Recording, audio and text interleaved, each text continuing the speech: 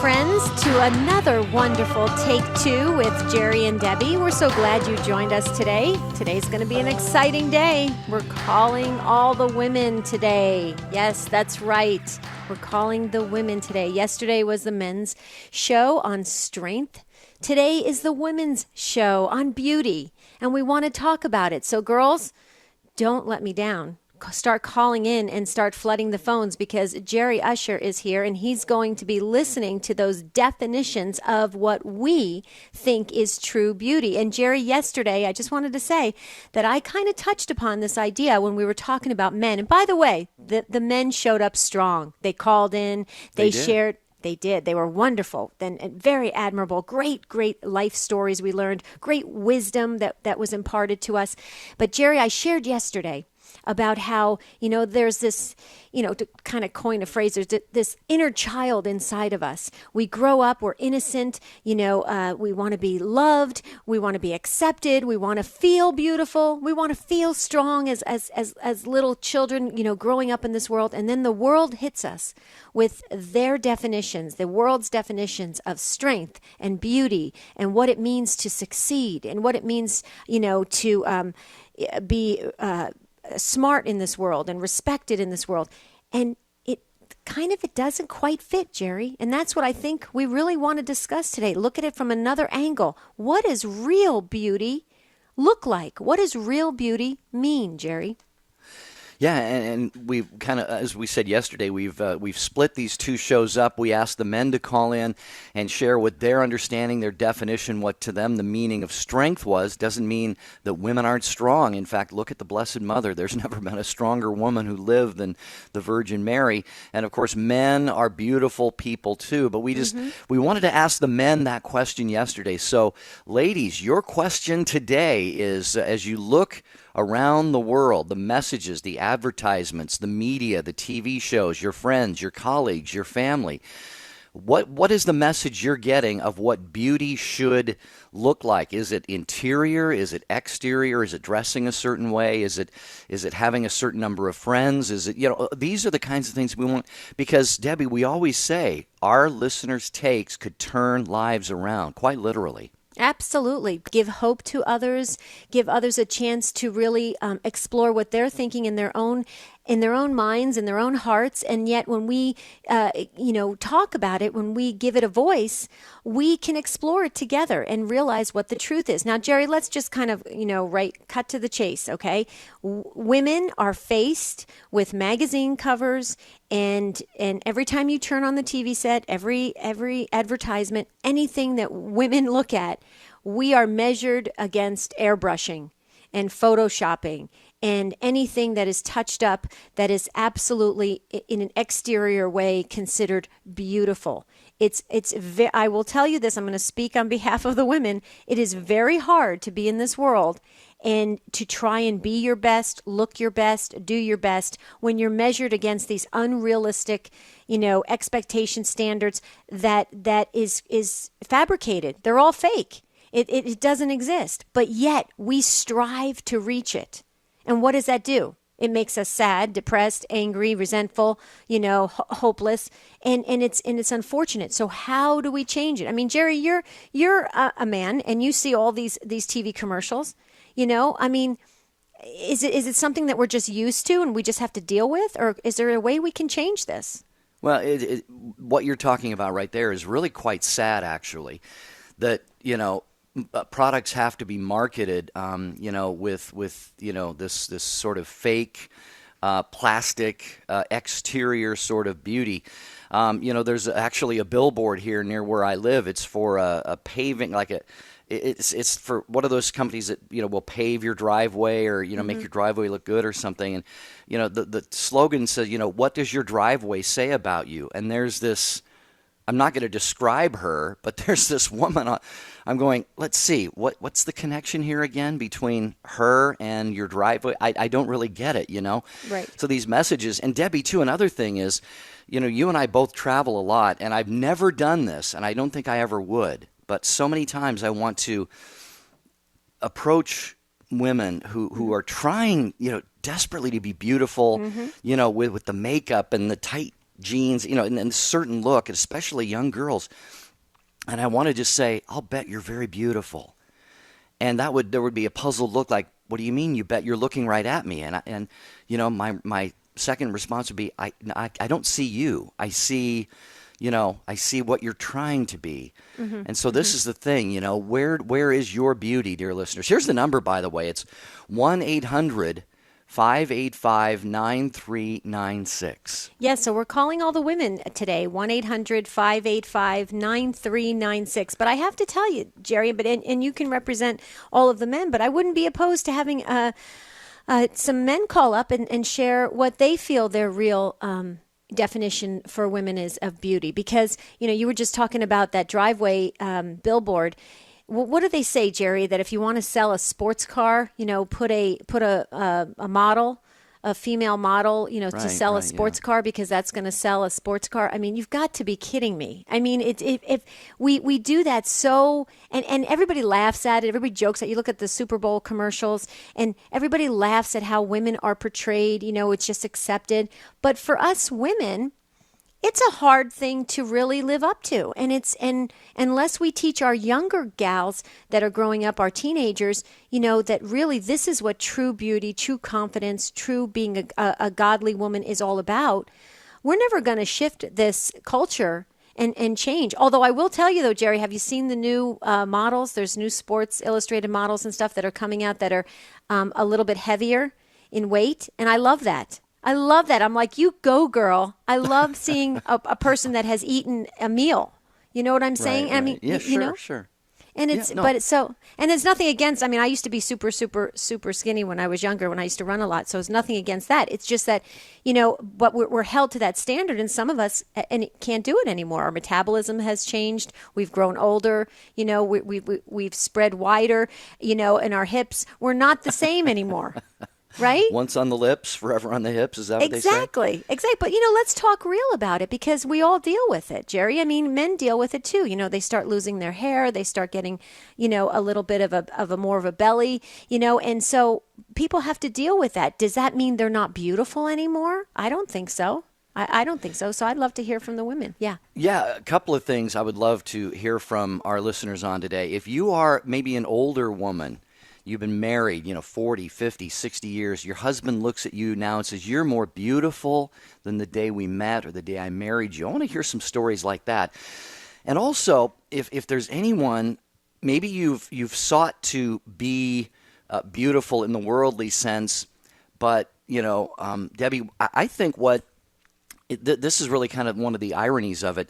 A lot of guys, who are looking to use women, will do so. They'll look for those, the kind of women we described today. But when it comes time to maybe make a life choice, for a spouse, I know what they're looking for someone with interior beauty, someone more with virtue. Mm-hmm. Yep. Yeah, wholesome. And so I'd love to hear from someone who's kind of been down that path. Maybe you felt like you had to, doll yourself up, to be, quote, beautiful for, a guy that you were trying to, get his attention. But it turned out that what he was really looking for was, the beauty that is beauty of the heart, beauty that is, deep inside of you. Right. I shared this on a previous show. We're coming up almost on our year anniversary for Take Two. That is amazing. But I shared this on a previous show, Jerry, about how I used to do these spiritual exercises with the youth and the teens at my parish when I was an RE director. And I can recall several times we used to do exercises in beauty with the young girls, with the adolescent girls. And we would have the girls share what they feel is expressing their beauty. And in order to do that, they had to believe they were beautiful inside, in order to make it go out into the world. And I can't tell you how many girls struggled with that because somebody in their life, some other classmate told them they weren't beautiful, or, God forbid, a parent told them they weren't beautiful. Yeah. Exactly. A sibling. Yeah. A sibling. Somebody, we've even had girls that said, their families told them they wish they weren't born. I mean, it was horrible. And I remember the girls coming out of their kind of cave, if you will, and they explored who they really were, and they started to see themselves as the way God sees them. And all of a sudden, you can just see them just lift. This sense of confidence came about them, and they stood taller. They didn't roll their shoulders. They stood taller, and they expressed that yes, they were beautiful. They are beautiful, and it is a beautiful thing. So, dear listeners, we want to hear from you, ladies. That's the break we're going to take. When we come back, we're going to talk more about real Christian beauty for women. 1-800-585-9396. We'll be right back. Stay with us.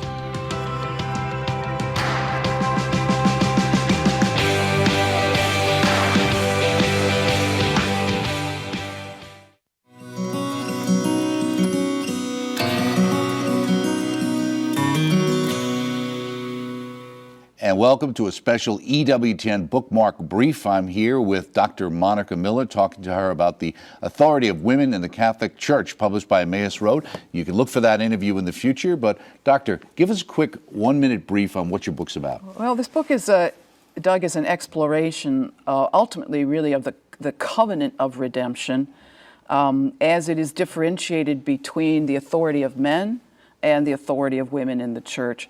And since there's so much controversy about, well, what is the meaning? I mean, maybe we got the male thing settled, but what's the meaning of feminine authority in relationship to Christ, the Redeemer? And so I explore, in particular, for example, that the church is feminine.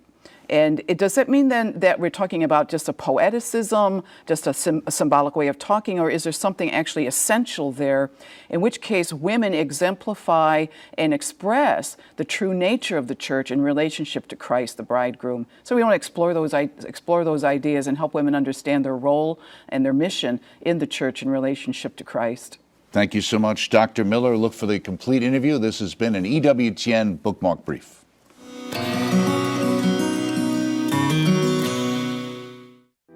Hello, this is Bishop Robert Baker from the Diocese of Birmingham in Alabama. I'm Peggy Normandin, but you can call me Catholic. Hello, friends. This is Father Wade Menezes of the Fathers of Mercy. A very blessed and happy Easter from all of us at the EWTN Global Catholic Radio Network.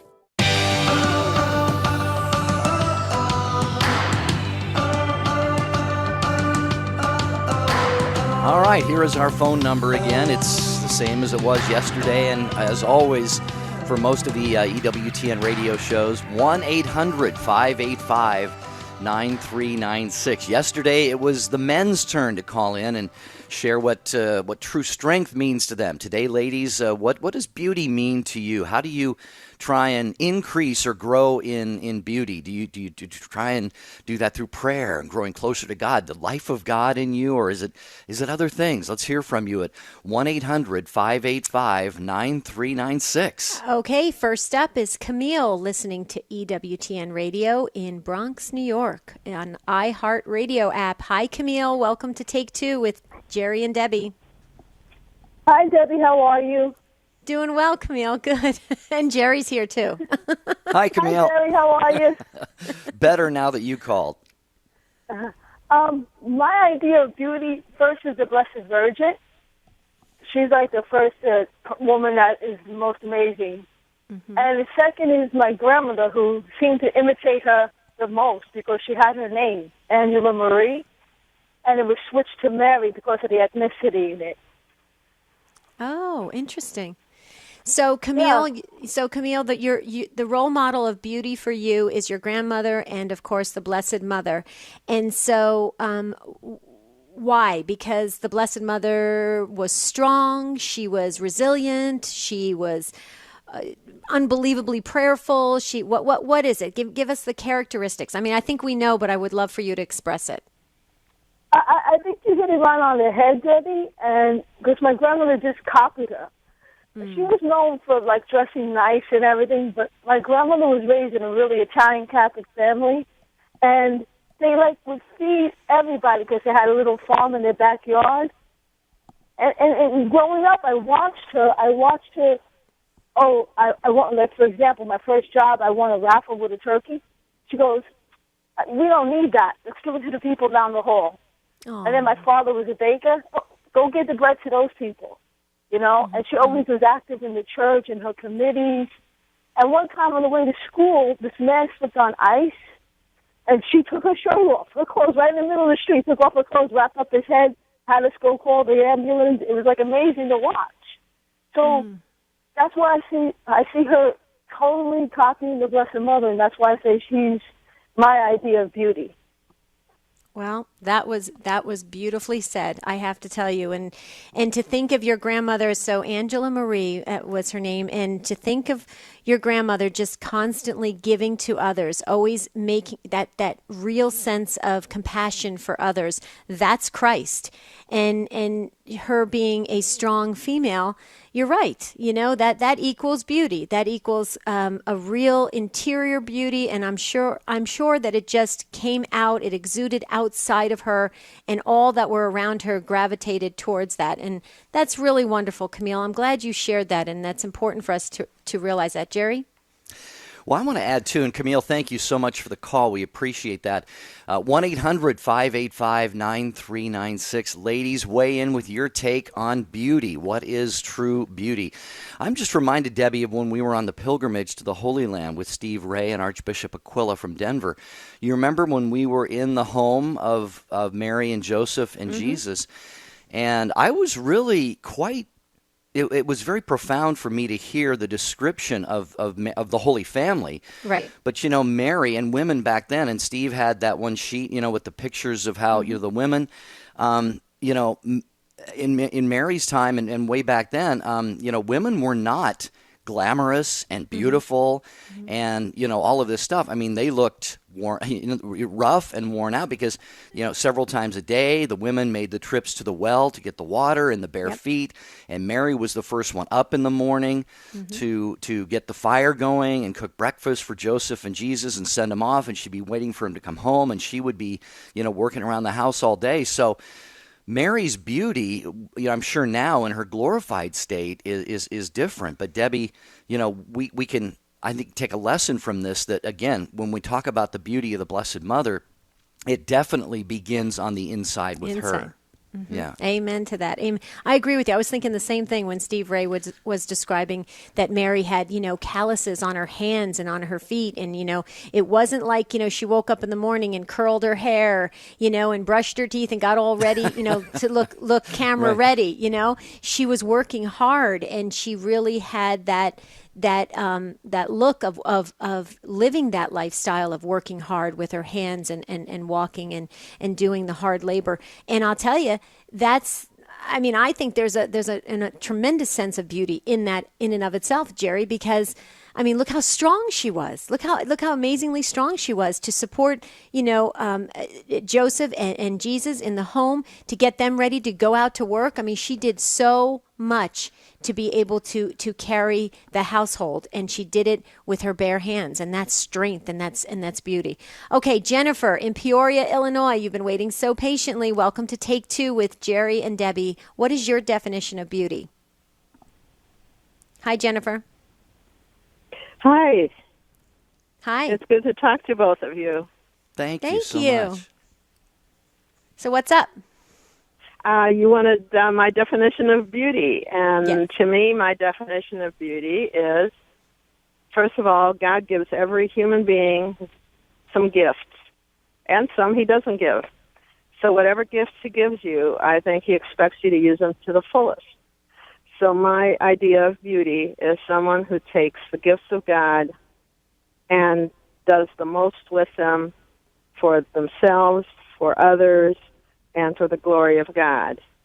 And my favorite people in the world are my mother, number one, who I see her exactly the way you described the Virgin Mary. And when I see her, when I go to heaven, I want to see her exactly the way she was. I don't look for any glorified business with the hair and all that. I loved the way she looked. She was the most beautiful person in the world. Secondly is Mother Teresa. I think she's one of the most beautiful people in the whole world.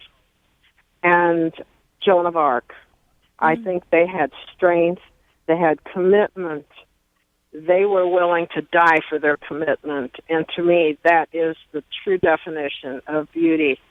I think all this external business is is more harmful than good, because you see what you said about some of the young girls you were trying to mentor. They're hurt trying to be what they're not. Anytime we try to be what we aren't, it doesn't work well for us. The thing my mother had that was the most phenomenal thing, and she lived to be 100.5, is she faced everything that life brought head on, full bore, no shrinking away. And I hope to follow in her footsteps, because she is my model, my role model, and will always be. And she's also the role model for my daughters. And I'm beginning to see those traits in them, and it makes me very happy. Oh, Jennifer, that's beautiful. What's your mom's name, so we can say a prayer? My mother's name is Catherine. Catherine. And she was phenomenal. And she was named for Catherine of Alexandria. Right. Who took on all those orators as a debater and put them down, and she paid the price for it. But she paid the price looking straight into their eyes. No flinching, no turning away. To me, that's what beauty is. And I see this in some women, and I respect it, and I think it's the most beautiful thing in the world. I would agree with you 100%, and I think you said it so wonderfully. And I was just kind of writing down. We do this thing on Take Two, short takes, where we take a snippet of somebody's comments during the show, and we repost it on Facebook. And so you already have my vote already, Jennifer, because I really agree with you that the gifts, using your gifts wisely and to the fullest. And being authentic to yourself, because that's what God really means in the scripture when he says, be perfect, be authentic, be who God created you to be. That equals beauty. I would agree with you 100%. Jerry? I think the Bible says God is love. We know that God is truth. God is also beautiful. God is one, true, and beautiful.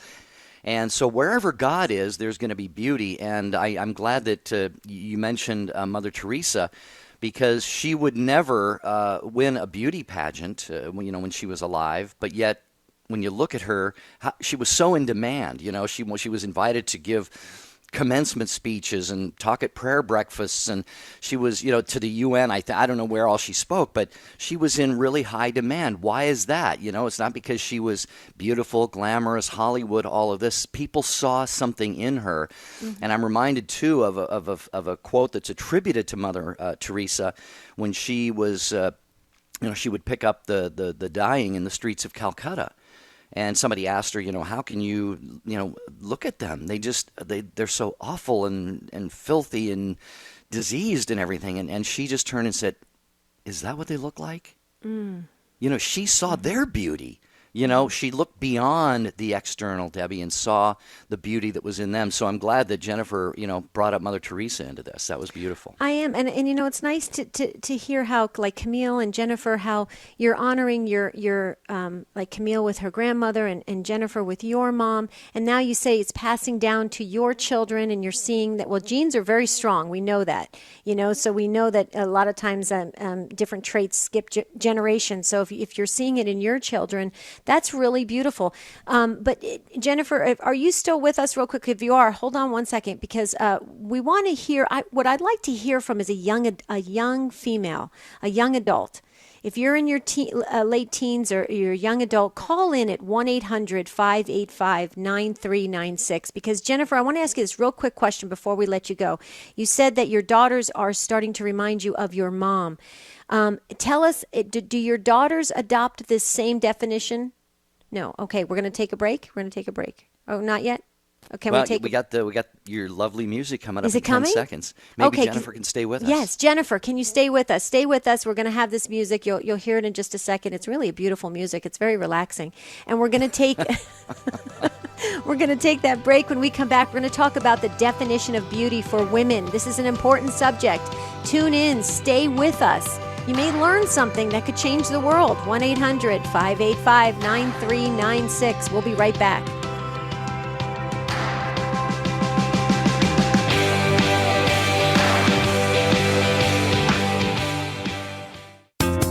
It's new.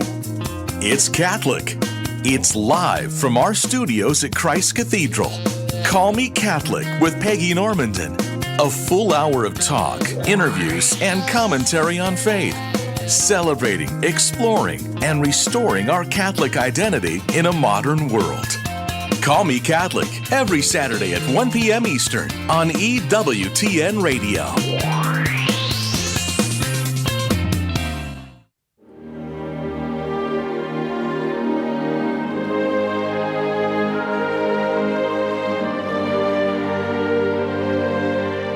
I'm Raymond Arroyo with Mother Angelica, A Remarkable Life. In the early 50s, this monastery behind me, Sancta Clara in Canton, Ohio, would host something called interracial days. These were Sundays set aside for black and white Catholics to celebrate Mass and pray together. It was considered progressive at the time. To a nun inside these walls, Sister Angelica, this would profoundly shape her future life.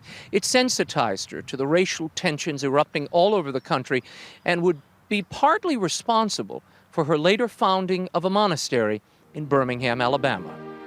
Stay with EWTN as we celebrate the life of Mother Mary Angelica.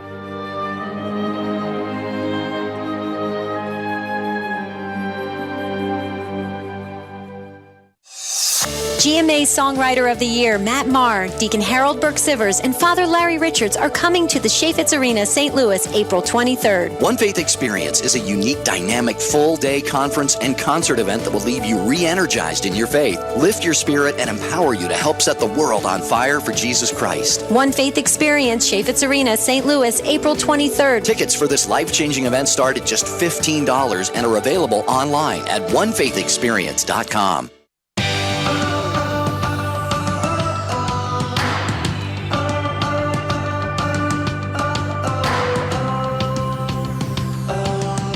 Thanks for staying with us on Take Two with Jerry and Debbie. We're talking about women and beauty, the definition of it. And before the break, I asked Jennifer to stay on. I wanted to ask you, Jennifer, if you said you had daughters, and you said your daughters are... I have two daughters. Two daughters, okay. And do they adopt the same definition of beauty as you, or is it different? Yes, they do. They don't do it in the same way. My first daughter... You could see it when she was 3. She was a champion of the underdog, always. We have a Down syndrome child in our family. If anyone said anything ugly about it or made any comments, she was in their face. She is very bold, but very honest and not mean. She is the sweetest person on the planet. The other daughter is less in your face, but she has that inner strength. She just can work through things. She just finds a way. I don't know. I pray to my mom. She's passed away in 2004, and I tell her, your grandchildren are very much like you are. And her mother was that way also, my grandmother, although I never met her. My mother came over from Europe. So no, I love seeing that in my children. They may be beautiful according to the world, but to me, and you were talking about Mother Teresa, I think if you look in her eyes, that's where you see the beauty. And I'd see it in my mother's eyes. I see it in my children's eyes. And it's a beautiful thing. And it doesn't require any external stuff at all. I mean, those are all. I'm not saying that they're bad, but they're unnecessary. They're not part of what really makes you beautiful. Right. Well, you're very blessed, Jennifer. Very blessed to have your children adopt that same kind of view as your mom, and it sounds like it's going, passing down from generation to generation, and that's really beautiful because that is, I think, part of the struggle we have is we're not having the support at home. We go into the world tells us one way that we're supposed to be. We go into the home and we don't have that support. Sounds like you have that support in your family, and that's encouraging your daughters to go on into this world and be the strong women that God designed them to be. I love that, Jennifer. Thanks for your take on this. I really appreciate it. Yeah, you've taught us, Jennifer, and many of our listeners as well, I'm sure. So thanks. Enjoy a beautiful, beautiful day. And please do keep listening and call Take Two with Jerry and Debbie anytime. Here's our phone number again. It's Ladies' Day today. Yesterday, the men called in. And as Debbie said at the start of the show, the guys represented very, very well as we asked men yesterday for their definition of strength. Today, we're asking for just women to call and share, how you view beauty, what it means for you, and how you try and grow in beauty. And it's not a matter of pride or ego, but, I think God wants us all to exude a certain beauty. So what does that mean for you? 1-800-585 9396. We're going to go next to Worcester, Massachusetts, and talk to Christina, listening on EWTN Radio on Emmanuel Radio. Hi, Christina. Welcome. Hey, thank you very much for taking my call. Sure. To me, beauty is not a physical thing. It's what's in the heart. And a year ago, Holy Thursday, my sister and I lost our mother from cancer. And she was a fighter. She battled cancer for almost 3 years. She reminds me of St. Joan of Arc, because my mother's name was Joan. And she had so much beauty in her because she tried to be strong for all of us, and especially her grandchildren. And no matter how much pain she was in, she took the time for all of us. And the last minutes of her life, I took care of her, which was very difficult. But she knew I was with her. And but that was her beauty to me. I saw that in her, that she fought the fight, and she never gave up.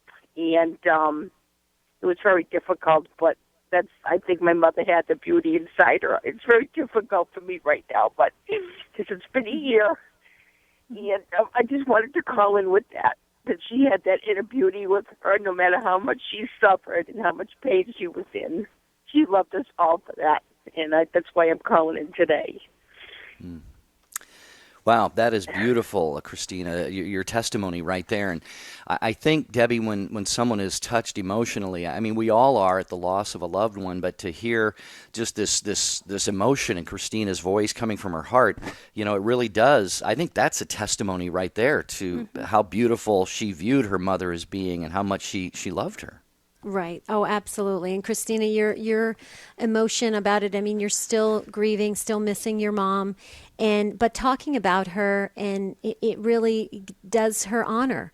And for all of us to be able to pray with you in that and to honor her life here and what she has done, and now, God willing, in heaven, it gives us hope that we're all going to be together and we're all connected. And we share with you in that. And so know that you expressing your emotion on this, I think it brings all of us to very quickly send up a prayer of thanks for Joan's life here on earth and how she left a beautiful family, but she's still with us, and yet and how beautiful it is that her daughter Christina just honors her and loves her. I mean, see, that's God. Anytime we do anything that is so just absolutely beyond words beautiful in honoring another soul like you just did with your mom, I believe that's God's in the midst of it. And so we're with you, Christina, and just know that the older we get, it gets more and more exciting, I think, that we get to be reunited with our family and friends in that big, what I call the heavenly sandbox, where we're all going to be together, playing together, and having a great time. And so take comfort in that, and know that you've got a whole prayer team around you, Christina. Thanks for sharing your mom's beauty. And yes, Joan is a strong name. That's my sister's name. It's a very strong name, and St. Joan of Arc was a strong saint and another role model for us. So thanks, Christina. God bless you. Anything else? Any final thoughts, Christina, before we let you go? No, I think the hardest thing for me, taking care of her, because I did nurse's aid work for so many years, and it was just hard for me. I know she was going to be with God and no more pain, and but it was still hard for me to take care of her. But even though she was not kind of in a responsive way, but I feel in my heart that she knew I was with her, taking care of her and making her as comfortable as I could do. And I did my best, and I think and she knew it. I think she sensed it. And then we just sat around her, and she took her last breath. She died in my sister's house with all of us around her. And it was for the grandchildren, but she was with us, and that's what she wanted. And but I just wanted to share that, too, because she knew she was loved, and she wouldn't be in any more pain. Oh, yeah. Well, Christina, again, as Debbie said, we're praying, and thank you for sharing this testimony about your mom. And all of the Take Two with Jerry and Debbie listening family will be praying as well. So thanks, Christina, and enjoy the rest of the day and a blessed weekend.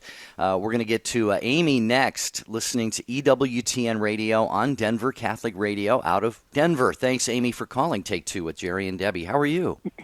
Oh, good. How are you guys? Fine, thank you. Doing well, thanks.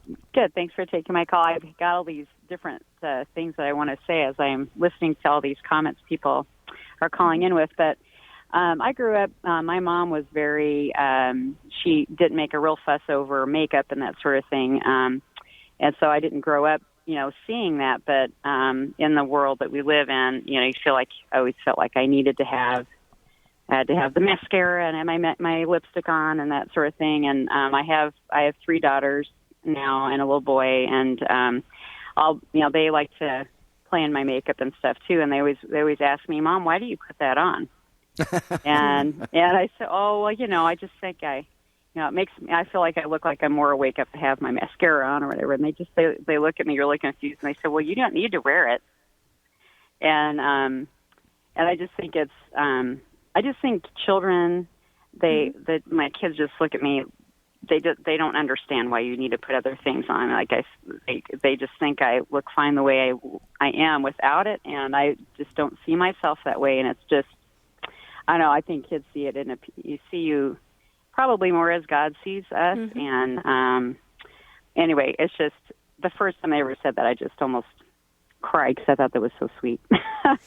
Just anyway, how kids they. I don't know. They're just see us more in a pure way, and they don't understand all that, all the junk that we have to, that we think we have to do. Right, Amy, you are so right. As you were speaking, when you said my children said this, that why do you wear all this kind of stuff? Immediately I was thinking, well, that's because children are closest to God. I mean, that's how God sees us. That's exactly how God sees us. I mean, think about it. All the parents out there, Amy, you can totally relate to this. Think about it. When your child is sick and your child starts calling you in the middle of the night, Mom, come in. I feel like I'm going to throw up, and you come dragging out of bed, and you're maybe that hair is all over the place, you're half asleep. Your child doesn't look at you and say, why do you look so horrible? They're so happy to see you. Mom, they'll grab your face. They'll, because they want you, they want the relationship. They see the interior of their parent, and they don't look at you and go, boy, you look lousy. You better go back to bed. I mean, they don't do that. Children see the real beauty just like God sees it. Amy, I think that was huge what you said. You nailed it. And maybe that's a lesson for all of us to realize. Maybe we should go ask children before we leave the house, how do I look? If the kids say we look good, then we look good. I love that. That's not a bad idea. Yeah, and I think we've made this point on the show. We should just reinforce it that, this is not about, you don't wear makeup. I mean, every morning, I get up, put on, deodorant, and if I'm going out somewhere, maybe a little cologne or something.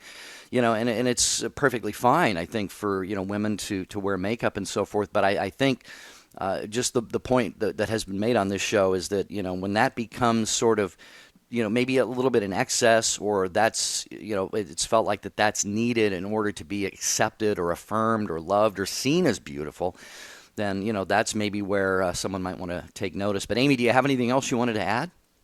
Oh, no, just that, I just thought that it was really sweet. My kids have told me that. And actually, I used to worry about putting makeup on every morning when I get up. And after they've told me that, I thought, well, maybe, of course I don't just roll out of bed. I still need to make myself, brush my hair, take a shower, whatever, but clean up. But, I don't need to go to the extreme of, doing the whole thing. So anyhow, that's all. Right. I totally agree with that. Was awesome, Amy. I loved what. Yeah, tell your children they are so cool. I will. They are awesome. They're sweet. Yeah. They, and you're like you said, they are from God and speaking. I think what God, wants us to hear. So.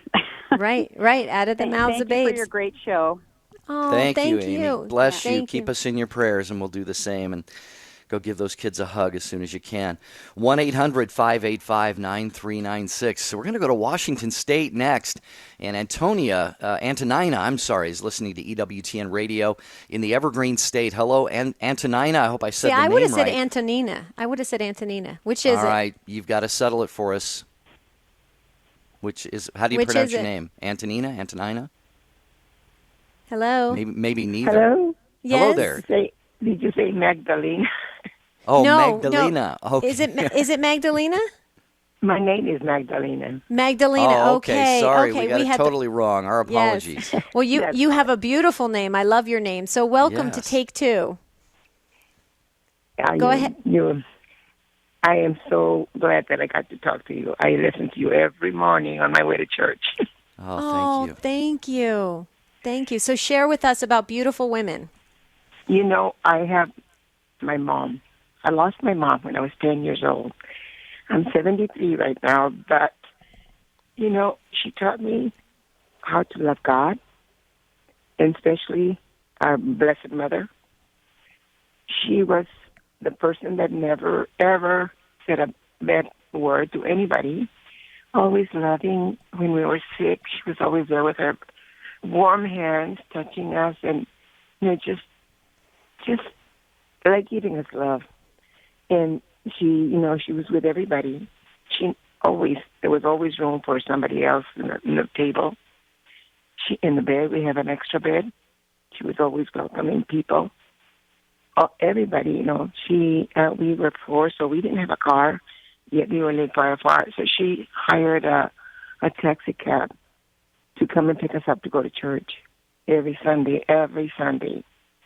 And then after that, we know that we prayed the rosary every night. And what she taught me was to love and to serve God any way that we could.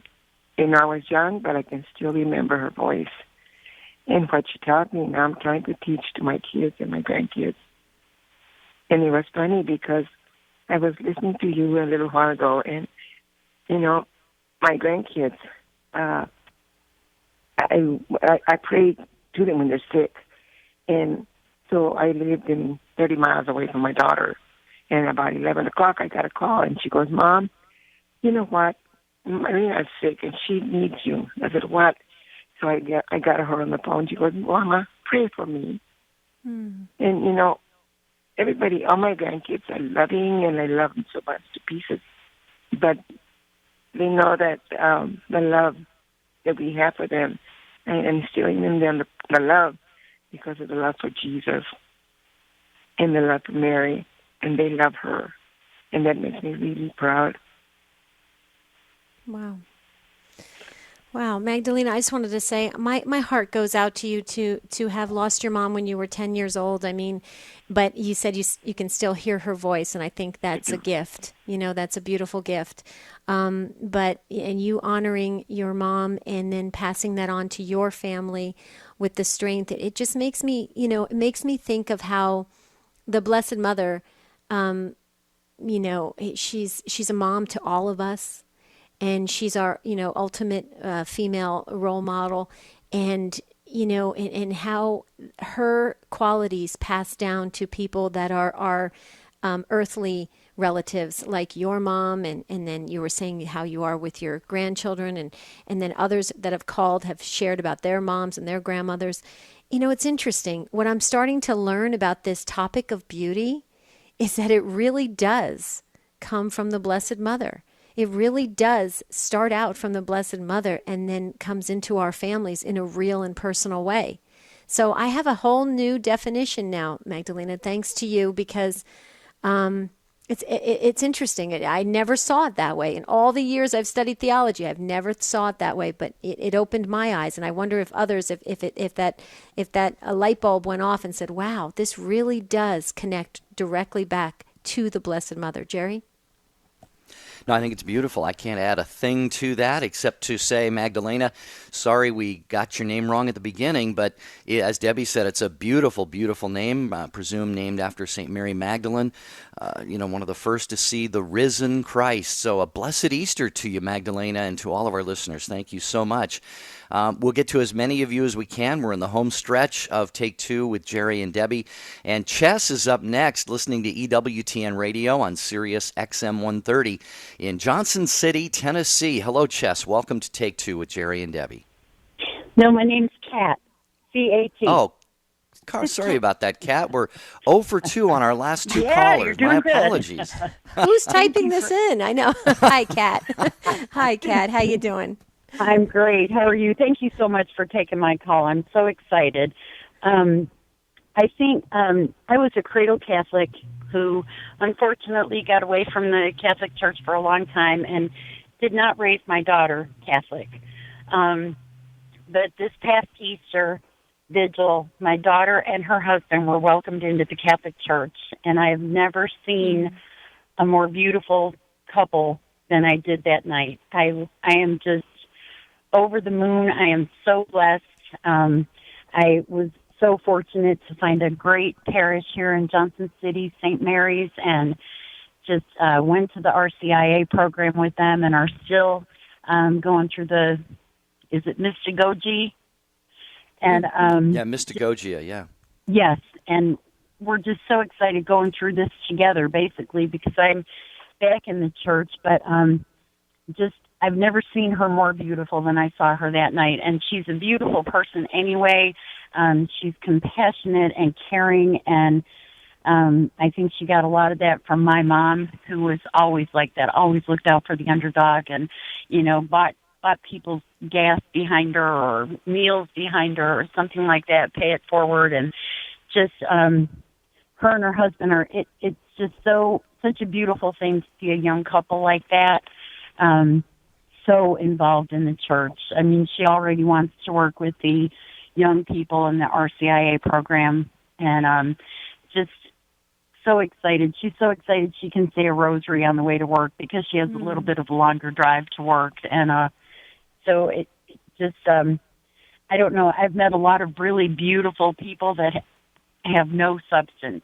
They have no faith in God. They and that has always bothered me. But right. I mean, just the whole atmosphere of the Catholic Church. Even when I was away from it, I missed the whole beauty of the Mass and the feeling of the Mass, and just for her to experience that. And I fought a long time, not fought, but prayed a long time for her, because she went through the whole phase of, well, I don't believe in God, and then she did Buddhism for a little while, which I don't even know if she understood that at the age she was at, but friends influenced her, and so she tried that. And when she finally told me that she wanted to, I just kept going to church when I joined the parish, and I would ask her, and no, I don't want to go. And finally, she came to me one day and she said, now don't get all excited. She said, but I want to go to church. And I was inside. I was just like trembling.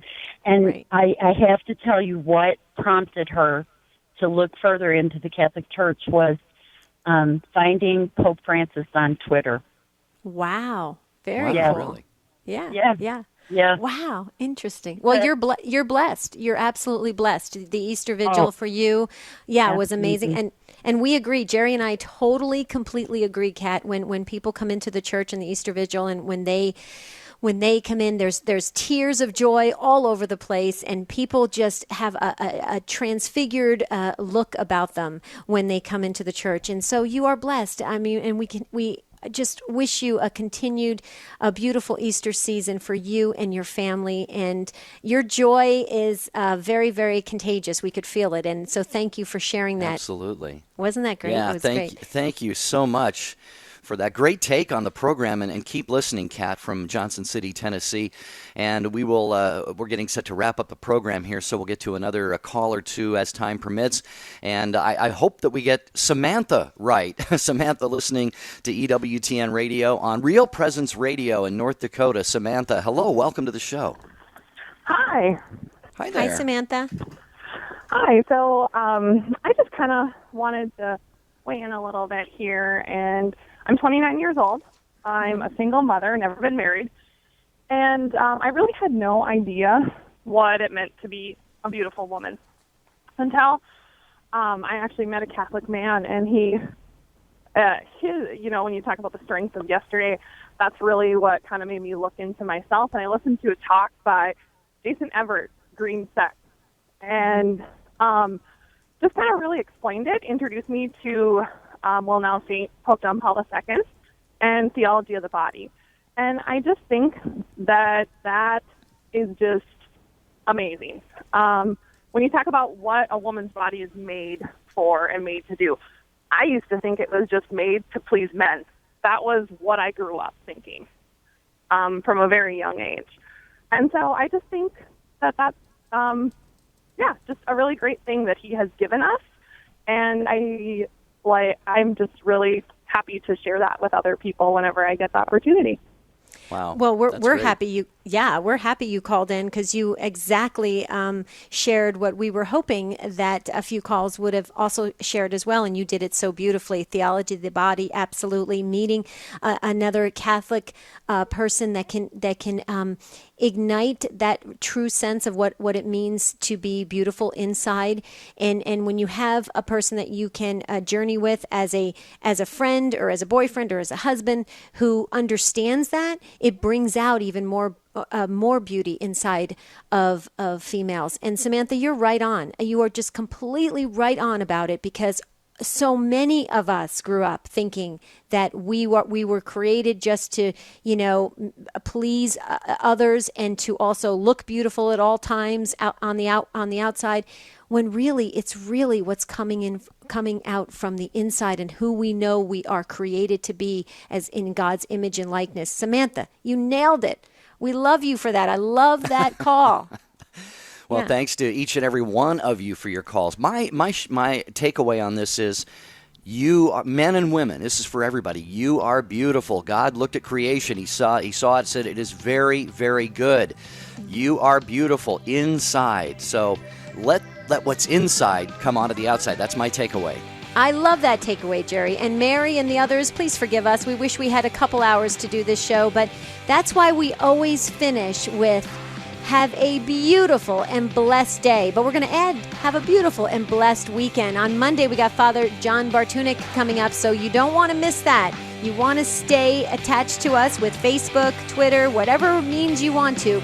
Keep in touch with us. Keep the conversation going. Jerry? Yep, tomorrow, 1 p.m. Eastern on EWTN Radio, Call Me Catholic with Peggy Normandin. Don't miss it. Until then, Debbie, what do we want to wish people? Have a beautiful and blessed weekend. See you soon.